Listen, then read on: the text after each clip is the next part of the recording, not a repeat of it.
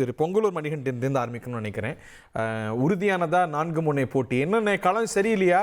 வழக்கமா உற்சாகமா இருப்பிய, டல்லா இருக்கியா? என்ன கணக்கு களம் நமக்கு ஏதுவா இல்லையா? அதுவெல்லாம் ஹரி சார் ஒண்ணுமே இல்லைங்க. அதிமுக தெளிவான பாதையில் இருக்கிறது. மக்கள் படுகிற சிரமங்கள் மக்களுக்கு திமுக கூட்டணி வலுவாக இருக்கிறது ஒற்றுமையாக மக்களுக்கு கஷ்டமா இருக்குது பிரச்சனை. ஏன்னா மக்கள் படுகிற கஷ்டத்தை அல்லது மக்களுக்கு ஏற்படுத்துகிற துன்பத்தை அவர்கள் கண்டும் காணாமல் இருக்கிறார் என்று மக்களே குற்றம் அளவுக்கு கூட்டணி கட்சிகளும் இருக்கிறது, திமுகவும் இருக்கிறது. எனவே மக்கள் எதிர்ப்பை சந்தித்திருக்கிற திமுகவுக்கு மிகப்பெரிய ஒரு பாதிப்பை 2026 அவங்க இயல்பாவே பெற போறாங்க.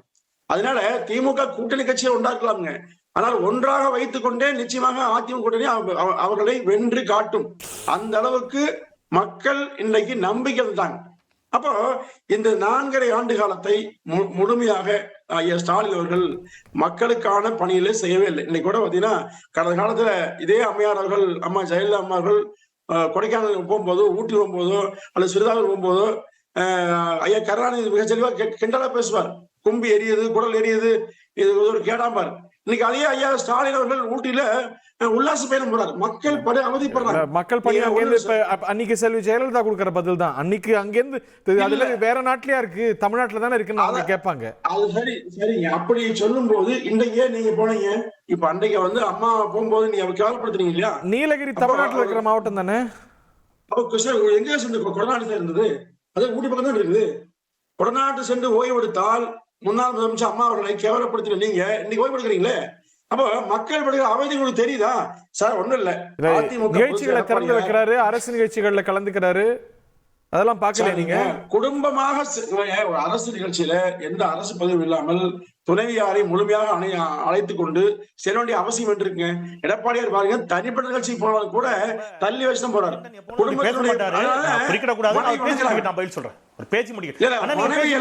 வணங்குவதற்கு காரணம் மனைவியை கண்டு எல்லோரும் அச்சப்படுவதற்கு காரணமே நீங்கள் எல்லாம் இப்படி பேசுவதுதான் எனக்கு ரொம்ப அதிர்ச்சியா இருக்குது. நீங்க பேசி முடிங்க, நான் பதில். நாங்க பேசுறோம் செந்தில் சார், நீங்க வியப்பாக இருக்கு. பத்திரிகையாளர் நீங்க பேசலாம், தப்பு இல்ல. ஐயோ நீங்க பேசலாம், ஆனா இப்படி பேச மாட்டீங்க. இல்ல நீங்க பேசலாம், இப்படி பேசக்கூடியவர் இல்ல அப்படின்னு பேசுங்க. சார் நான் முடிச்சிடுறேன். செந்தில் சார் முடிச்சாரு. சொல்லுங்க சார், டென்ஷன் ஆகுறா, நீங்க பொறுமையா அமைதியா பேசுவீங்க எனக்கு தெரியும். அதாவதுங்க ஊட்டியில போய் நீங்க பேசிய ஒரு வார்த்தை நான் பேசி முடிச்சுட்டு சொல்றேன். இல்ல அதாவதுங்க ஒரு முதலமைச்சர் இன்னைக்கு ஒண்ணும் இல்ல சார், இன்னைக்கு மின்கட்டணம் உண்மையிலேயே வாடகை குடியிருக்கிறவங்களால தாக்கு பிடிக்கவே முடியாது, அவ்வளவு கொடுமையா இருக்கு. ஆனால் இன்னைக்கு முதலமைச்சர் அதை பத்தி கவலை மக்கள் மகிழ்ச்சியா இருக்க பேசுறாங்க. இப்ப நான் ஒரு நீண்ட பட்டியல் வச்சுக்கிறேன். நீண்ட பட்டியல ஒவ்வொரு நாளும் பெண்களுக்கு அநீதி இழைக்கப்படுகிறது, பாலியல் வன்முறைகள் தொடர்ந்து கொண்டே வருகிறது. இதை பற்றி எந்த அக்கறையும் கவலையும் இல்லாமல் பொள்ளாச்சி சம்பவத்தை குறித்து மிகப்பெரிய ஒரு கருத்தை சொல்லி தான் ஏதோ மிக சாதித்துவதை போல முதலமைச்சர் பேசினார். இதுதான் மக்கள் பெருசா பேச போறாங்க. கடந்த காலத்தில் நீங்க போய் எங்க பொள்ளாச்சி பேசுனீங்களோ அந்த பொள்ளாச்சி மக்களே தேர்தலில் வாக்கு மூலமாக பதிலை கொடுத்தாங்க. ஆனால் இன்றைக்கு நீங்கள் உங்கள் ஆட்சி வந்த பிறகு என்ன செய்றீங்க? இதுதான் கேள்வி. மக்களுக்கு என்ன பாதுகாப்பு கொடுத்தீங்க? எங்க பார்த்தாலும் கொள்ளை, நிம்மதியா வாழ முடியல. எங்க பகுதியில் பார்த்தீங்கன்னா வன்முறை, தினசரி கொலை, அதாவது ஒரு தோட்டங்காடுல வசிக்கவே முடியல, தினசரி பயமா இருக்குது. அப்போ சட்ட ஒழுங்கை சரியாக கையாள முடியாமல் இந்த காவல்துறையிலுக்கு பொறுப்பை முதலமைச்சர் மீது மக்கள் மிகப்பெரிய கோபத்தில் இருக்காங்க.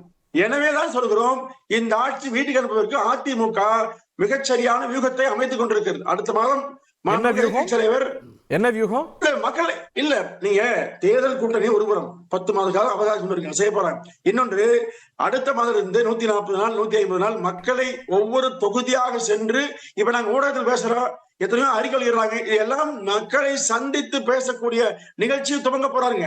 அதுக்கு பிறகு பாருங்க மிகப்பெரிய மாற்றம் வரும். ஏன்னா ஒவ்வொரு மண்டல வாரியாக போகாம ஒவ்வொரு தொகுதி வாரியா போறாங்க. அப்ப இது மிகப்பெரிய, அதே மாதிரி பல அரசியல் கட்சிகள் பேசிட்டு வராங்க. இப்ப யாரு நான் பூடகமா சொன்ன மாதிரி நானும் சொல்ல விரும்பல. 26 தேர்தல் என்பது நிச்சயமாக 234 திமுக தோற்கிற அளவுக்கு அதிமுக வியூகத்தை அமைக்கிறது. அந்த வியூகம் நிச்சயமாக வெற்றி வியூகமா அமையும். ஏன்னா சட்டமன்றத்தில் பாருங்க, ஒரு துணை முதலமைச்சரால் தைரியமாக மானிய கோரிக்கையில பேச முடியல, அதை கூட முதலமைச்சரே பேசுறாரு. அப்போ ஒவ்வொரு துறையையும் இன்னைக்கு கவனிக்க வேண்டிய முதலமைச்சரும் துணை முதலமைச்சரும் இன்னைக்கு ஏதோ தவறில் ஆட்பட்டு கொண்டு சிக்கி சிரமப்படுறாங்க. அவர்கள் மந்திரி சபையில பல பேர் மீது வழக்கல், பல பேர் மீது பல குற்றச்சாட்டு வருது. அப்போ இதையெல்லாம் தாண்டி தமிழ்நாட்டு மக்களுக்கு ஒரு உதவியே செய்ய முடியாத இருக்கிறது. இதை மையப்படுத்தி பேசுவோம். இதுதான் எங்களுடைய தேர்தல் இலக்கு. திரு செந்தில்வேல், இது இயல்பா களத்துக்கு அதிமுக இன்னும் தீவிரமா செயல்படும் போது அவங்க தான் நேச்சுரல் ஆல்டர்னேட்டிவா பார்ப்பாங்க. இந்த மொமெண்ட் பிக் ஆகும் அப்படிங்கிறாரு. சரியா? ரெண்டு செய்தி. அவர் அரசியல் ரீதியாக நிர்வாக ரீதியாக வைத்த விமர்சனங்கள் அப்படிங்கிறது ஒரு எதிர்க்கட்சியாக அவர் வைக்கக்கூடிய விமர்சனங்கள், அது வரவேற்கத்தக்கது, பாராட்டத்தக்கது. அதில் மாற்று கருத்தில் இப்போ மின் கட்டணத்தை பற்றி பேசினார். என்னுடைய நண்பர் கோட்டீஸ்வரன் சுட்டிக்காட்டினார், அரசினுடைய நிர்வாகங்கள் சார்ந்து கேள்வி எழுப்பது என்பது யார் கேள்வி எழுப்பினாலும் அது வரவேற்கத்தக்கது, மக்கள் நலன் சார்ந்தது. ஆனால் நண்பர் பொள்ளாச்சி நம்முடைய பொங்கலூர் மணிகண்டன் அவர்கள் எப்பொழுதும் இப்படி பேசுபவர் அல்ல. அவர் மரியாதைக்குரிய தமிழ்நாடு முதலமைச்சர் அவர்கள் ஊட்டிக்கு சென்றது அரசு முறை பயணமாக. அவர் அங்கே மலர் கண்காட்சியை தொடங்கி வைக்க சென்றார். பழங்குடியின மக்களுக்கு பட்டா வழங்கும் திட்டம் உள்ளிட்டவற்றிற்காக செல்கிறார். அப்படி செல்பவர் அங்கே 4 நாட்கள் தொடர் பயணமாக செல்கிறார். அங்கே தங்கி ஓய்வெடுத்து விட்டு சென்னை திரும்புகிறார். 17ஆம் தேதி மாண்புமிகு அமைச்சர் அன்பில் மகேஷ் அவருடைய புத்தக வெளியீட்டு விழாவிற்காக. இதில் அவருடைய வாழ்வினரை அழைத்து செல்கிறார். இதில் என்ன தப்பு? இது என்ன விமர்சனம்? ரொம்ப அருவருப்பான, அசிங்கமான, ரொம்ப மலினமான விமர்சனத்தை ஏன் நண்பர் வைக்கிறார்? இப்ப சமீபத்தில் அமெரிக்காவினுடைய துணை அதிபர் இந்தியாவிற்கு வந்திருந்தார். அவருடைய வாழ்வினரை அழைத்து தான் வந்திருந்தார். முன்னாள் குடியரசுத் தலைவர்கள், முன்னாள் பிரதமர்கள். ரொம்ப பொறுமையா இருந்தேன். தயவு செய்து பொறுமையா இருந்தேன். நான் பேசுறேன். நம்ம 2 பேரும் எப்பவுமே சண்டை போட்டுக்கிட்டது இல்ல. 2 பேரும் வழியில இருக்கிறோம். 2 பேரும் இல்ல. ஒரு நிமிஷம். என்ன சார் கலாச்சாரம் எங்க சார் வந்தது? தமிழ்நாடு கலாச்சாரம்.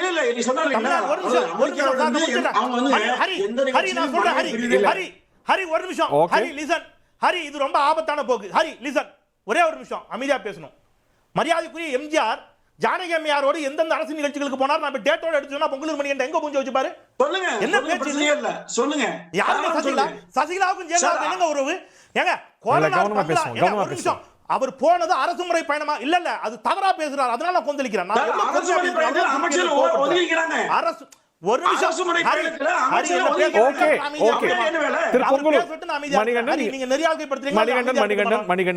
பெரிய குற்றச்சாட்டு வச்சு கூட கூட பேசுறாரு. நம்ம அதுக்கு பதில் சொல்லிடுங்க. நம்ம கடந்து பதில் சொல்லிடுங்க. நம்ம அடுத்து சப்ஜெக்ட். ஒரு நிமிஷம். இல்ல, லிசன் ஹரி, ஒரு நிமிஷம். ஊட்டியில அவரு கொள்ளையடிச்ச பணத்துல எஸ்டேட் வாங்கி வச்சுட்டு அங்க போய் தங்கல. அவர் அங்கே கோடநாடு பார்க்கல. அங்கே இருந்து வந்து ஜெயலலிதா அம்மையார் இருக்கு. கோடநாடு எஸ்டேட்ல போய் மாத கணக்குல தங்கி இருந்தாங்க அம்மையார் ஜெயலலிதா. கோடநாடு எஸ்டேட்ல மாத கணக்கில் தங்கி இருந்தார் அம்மையார் ஜெயலலிதா அவர்கள். நான் என் வார்த்தைகளுக்கு பொறுப்பெடுத்துக்கிறேன். சசிகலாவோடு சென்றார். சசிகலா என்ன பொறுப்புல இருந்தாங்க? இல்லங்க, நான் எவ்வளவு பொறுமையா பேசுறேன். முதல் சுற்றிலும் டீசெண்டா பேசினேன். ஒரே ஒரு வார்த்தை தான். இது அரசியல பேசுங்க. நீங்க அரசின் நிர்வாகத்தை நம்ம கடந்து போய்டுவோம். You made your point. You repeated it. நம்ம விஷயத்துக்கு வந்துறோம். ஓகே, நீங்க you made your point. நான் உங்களுக்கு ஒத்துழைப்பு கொடுக்கிறேன். நான் ஒரு நிமிஷம், ஒரே ஒரு நிமிஷம். எஸ், கூட்டணிக்குள்ள வருவோம். கூட்டணி தான் தலைப்பு. கூட்டணிக்குள்ள வருவோம். அதை பற்றி பேசுவோம். நான் என்ன கேட்கிறேன், அருமையா சொன்னார் நண்பர் கோட்டீஸ்வரன். 90 விழுக்காடு சில முரண்கள் இருக்குது அப்படின்னு மக்கள் நீதி மையம் உள்ளிட்டவற்றை சுட்டிக்காட்டி பேசினார். அந்த மாதிரி ஆக்கப்பூர்வமான விமர்சனங்கள் எடுத்துக்கொள்ளக்கூடியது, விவாதிக்கப்பட வேண்டியது. திருப்பியும் என்னோட கேள்வி என்ன அப்படின்னா, அஇஅதிமுக கூட்டணியில இன்னைக்கு தேதிக்கு உறுதியாக இருக்கக்கூடிய ஒரே கட்சி பாஜக. மற்ற எந்த கட்சிகளும் இன்னும் உறுதி செய்யப்படலை. அவைகள் உறுதி ஆகலாம். அப்படி ஒரு கூட்டணி அமைந்தால் அந்த கூட்டணி வலிமையான போட்டியை உருவாக்கும் என்பது வரைக்கும் நான் விருப்பம் இல்லாமல் பேசியிருக்கிறேன். திருப்பி சொல்றேன், அதிமுக கூட்டணி பலவீனமா இருக்கு, ஒண்ணுமே இல்லைன்னா நான் எங்கேயும் பேசினதில்லை. இன்னைக்கு இல்லை, இதுக்கு முன்பும் பேசினதில்லை. விஜய் அவர்கள் வருகையால் இந்த மும்முனை போட்டி அல்லது 4 முனை போட்டியாக மாறுகின்ற பொழுது விஜய் அவர்கள் பிரிக்க போகின்ற வாக்கு சீமானுக்கு ஒரு பெரிய செட்பேக்கை கொடுக்கும். விஜய் அவர்கள் சிறுபான்மை மக்களுடைய வாக்குகளை எத்தனை சதவீதம் பிரிக்க போகிறார் என்பதை பொறுத்து அது டிஎம்கேக்கு ஒரு சேலஞ்சா இருக்கும். இதெல்லாம் நான் தொடர்ச்சி. விஜய் திமுகவுக்கு சேலஞ்சா இருக்க மாட்டாரா? திமுகவுக்கு வாக்களித்தவங்க, இன்னைக்கு நீங்க கடந்த தேர்தலில் வாக்களித்த இளைஞர்கள் திமுகவுக்கு சேலஞ்ச் நான் சொல்றேன். இல்ல sir, DMK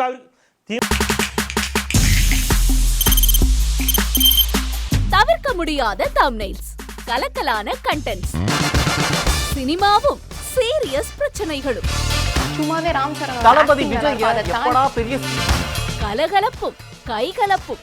me too love you. Thank you அவர்களை மாஸ் ஏத்துறது ஏற்ற தெரிக்குதுனாலே டன் தான். பிரேக்கே இல்லாமல் பிரேக்கிங் நியூஸ் சொல்லும் தந்தி டிவி ஆப். இன்ஸ்டா தலைமுறை வரை இறங்கி அடிக்கும் தந்தி டிவியின் டிஜிட்டல் எக்ஸ்க்ளூசிவ். பாடி காமிச்சிங்க. அது அதை விட மோசம். இல்ல பாடி காமிச்சிங்கன்னா அது இன்னும் வெரி பேட். தந்தி டிவி ஆப்பை இலவசமா டவுன்லோட் செய்யுங்க. ஃபாலோ பண்ணுங்க, சப்ஸ்கிரைப் பண்ணுங்க, என்ஜாய் பண்ணுங்க.